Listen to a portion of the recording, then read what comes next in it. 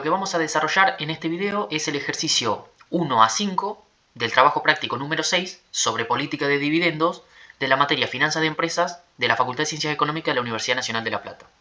Entonces, como ya vimos al comienzo de la materia, hay tres decisiones o tres políticas fundamentales para las finanzas de una empresa. Y son la política de inversión, que ahí van a estar todas las decisiones de cómo la empresa va a realizar sus inversiones. Luego tenemos la política de financiamiento y después tenemos la política de gestión de información. Cuando nosotros lo vimos así al comienzo de la materia, es porque la política de dividendos, para algunos autores, se considera que está dentro de la política de financiamiento. Entonces, lo que vamos a ver es que hay una estrecha relación entre la política de dividendos y cómo afecta esta política de dividendos en la estructura de financiamiento de la empresa y, por lo tanto, en la estructura de endeudamiento.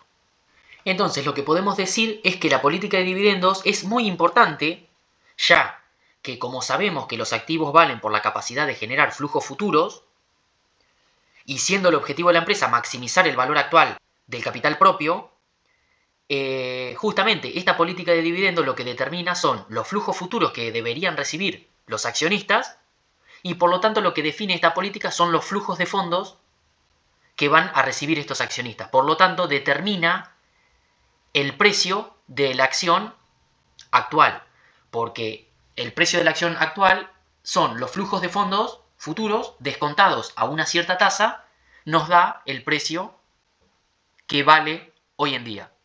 Entonces, como ya mencionamos, como lo vimos desde el comienzo de la materia, existen tres decisiones importantes que se podría decir que es la inversión, el financiamiento y la política de dividendos.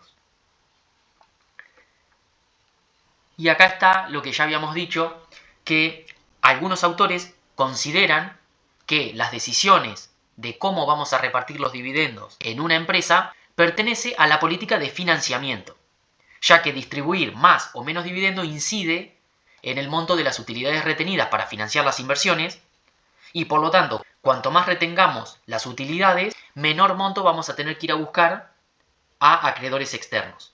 Por lo tanto, incide en la estructura de capital y en la estructura de endeudamiento.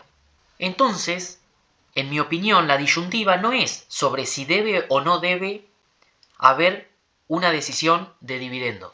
La cuestión se refiere a si existe una política óptima de dividendos que maximice este valor de la empresa.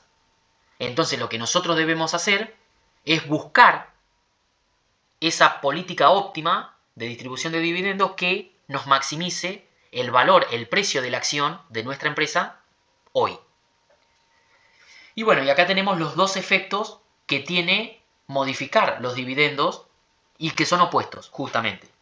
Por un lado tenemos que si modificamos los dividendos, lo que impacta es sobre los dividendos actuales, en caso de que todavía no se hayan pagado el del periodo corriente, y sobre los flujos de fondos futuros.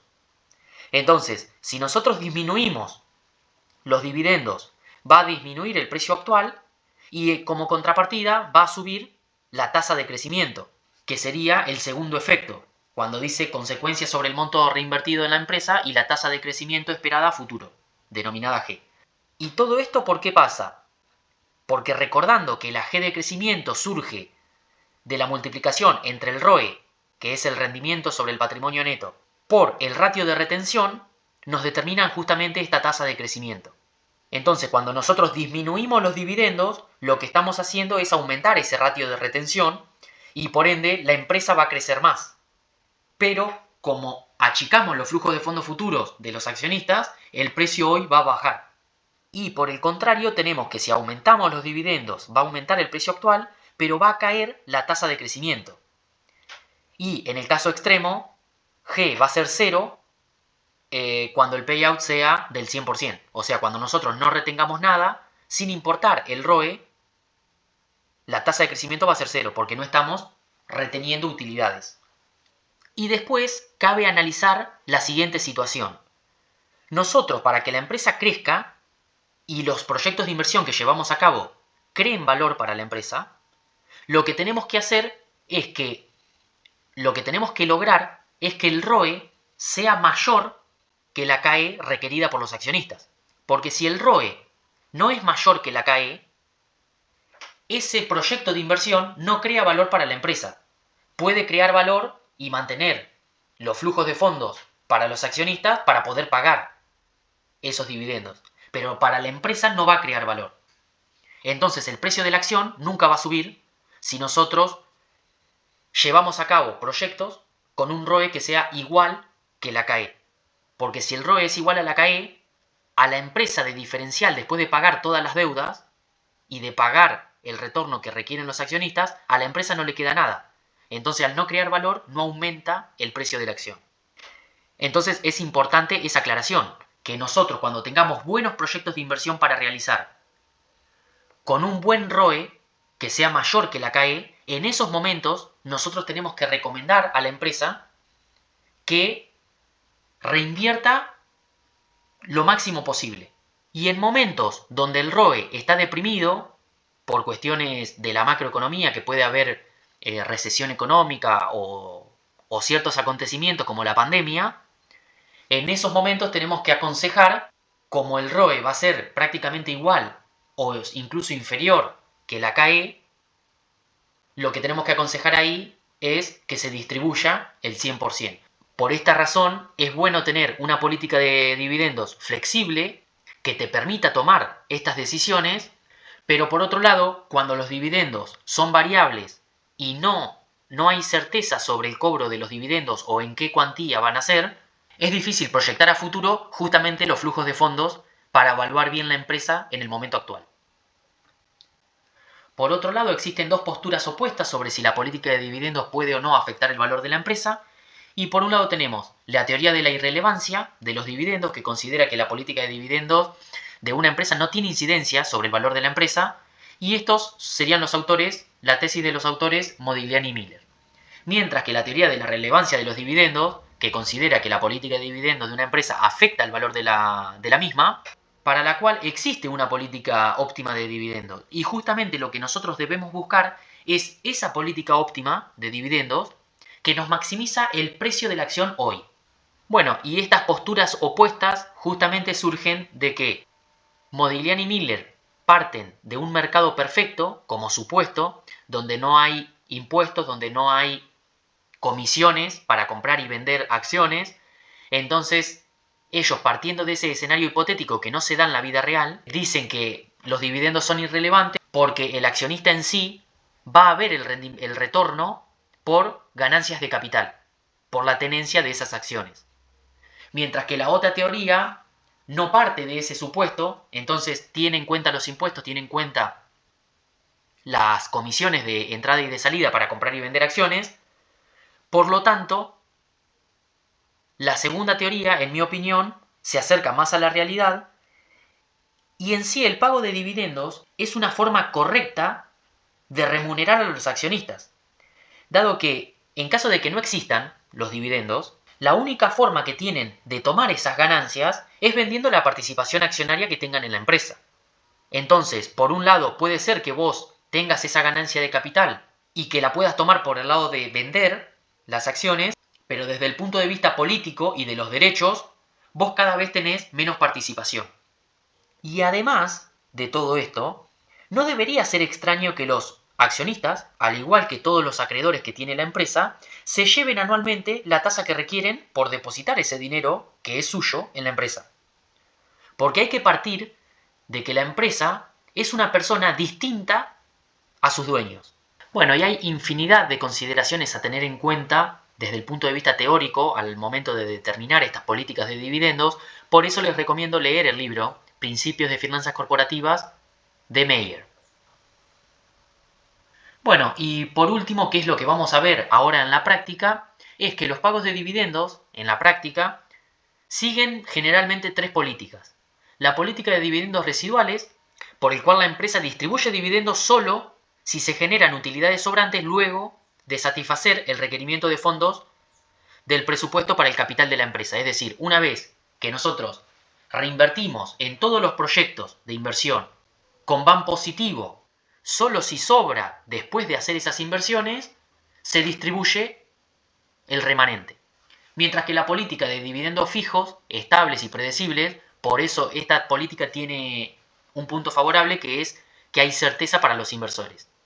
Pero bueno, esta política lo que genera es que la empresa muchas veces tenga que endeudarse para poder pagar los dividendos y seguir con la vida de la empresa, siendo una política que a largo plazo muchas veces no se puede sostener. Y luego tenemos la política de dividendos por razón de pago constante, que esto quiere decir sobre las utilidades netas que nosotros tenemos en la empresa, bueno, le aplicamos un porcentaje fijo y siempre vamos a pagar ese porcentaje. Ese ratio de pago siempre va a ser constante.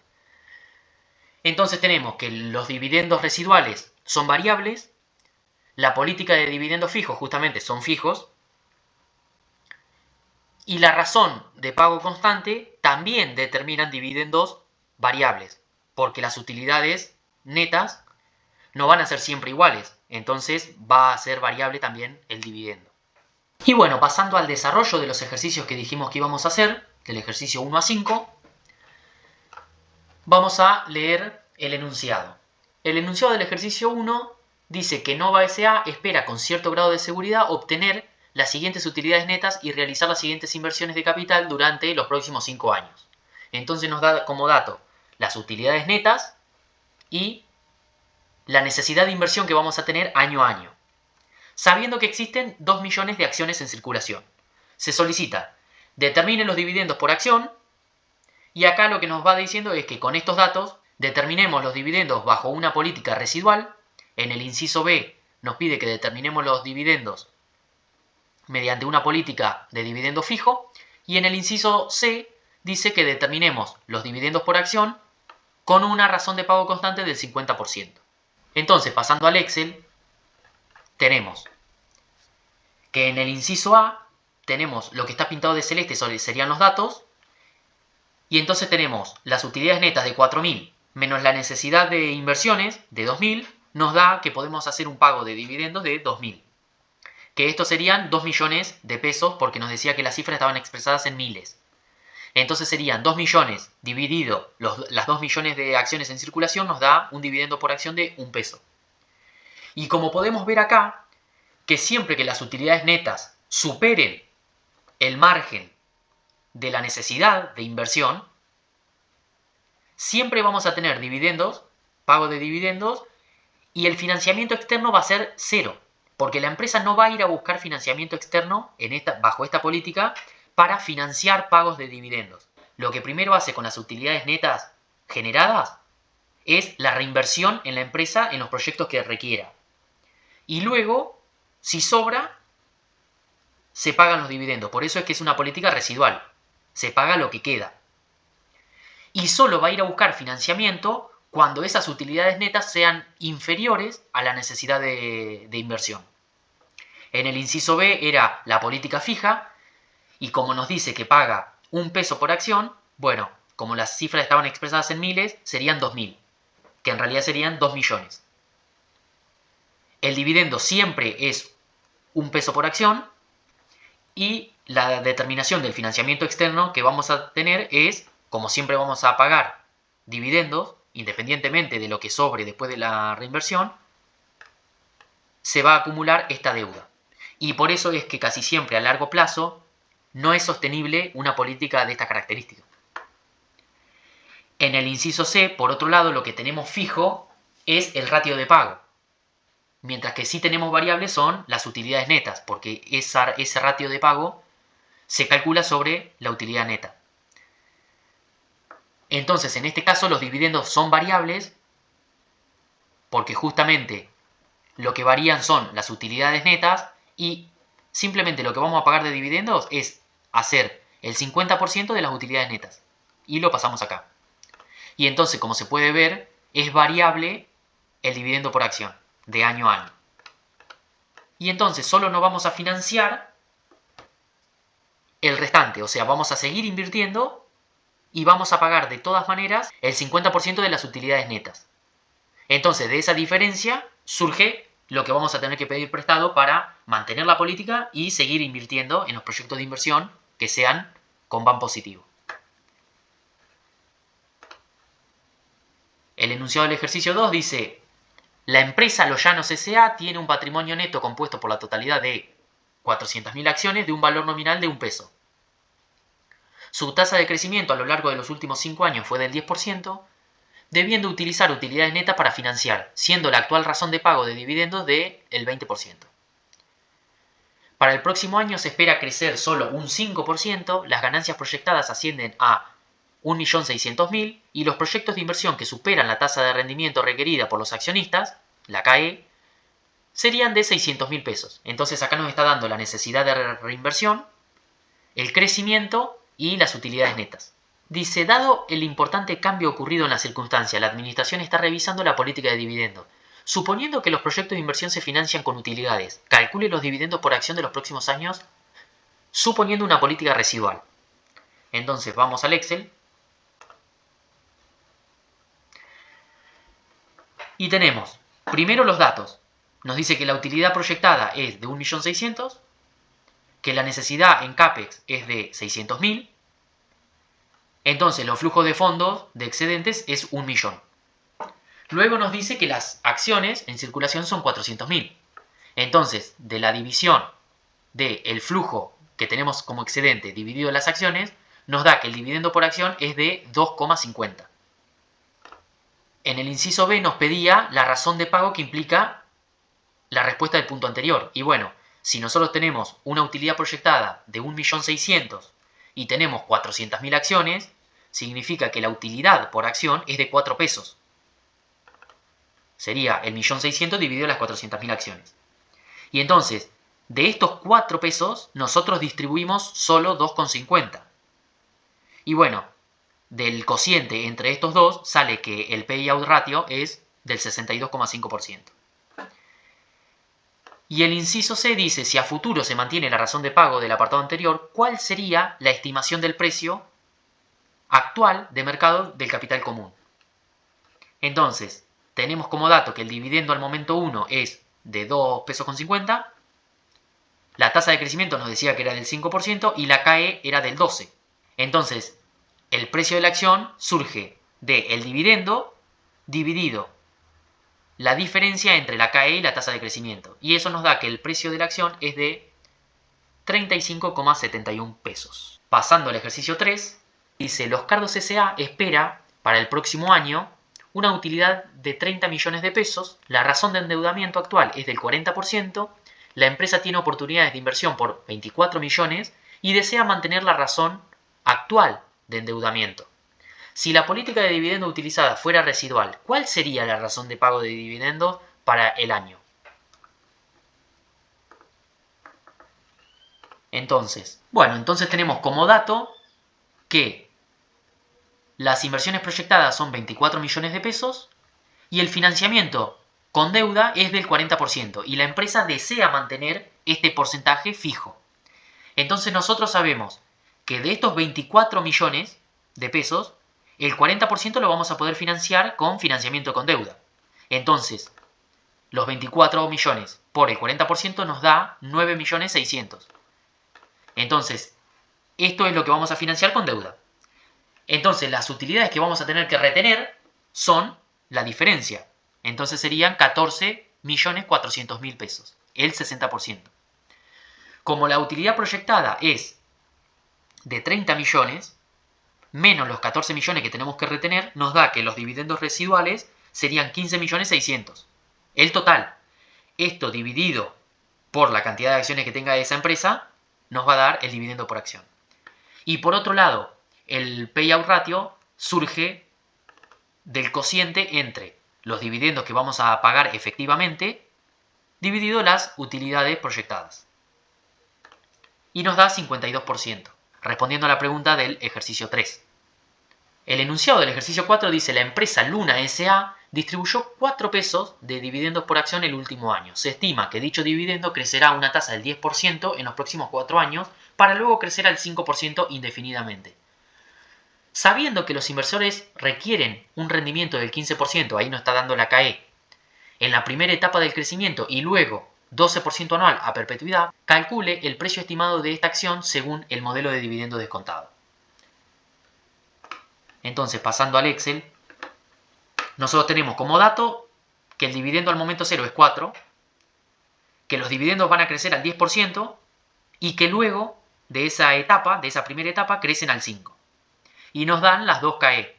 La KE para el momento 1, para la primera etapa, digamos, que sería el 15%, y luego el 12%. Entonces nosotros lo que tenemos es los dividendos que crecían al 10%. Al 10%, al 10%, hasta el momento 4. Bueno, y a partir del momento 5 crecen al 5%. Entonces lo que nosotros hacemos es, el dividendo del momento 4 lo acrecentamos al 5% de crecimiento para el momento 5, y luego a este número ya acrecentado, digamos, lo actualizamos y lo traemos a perpetuidad al momento 4.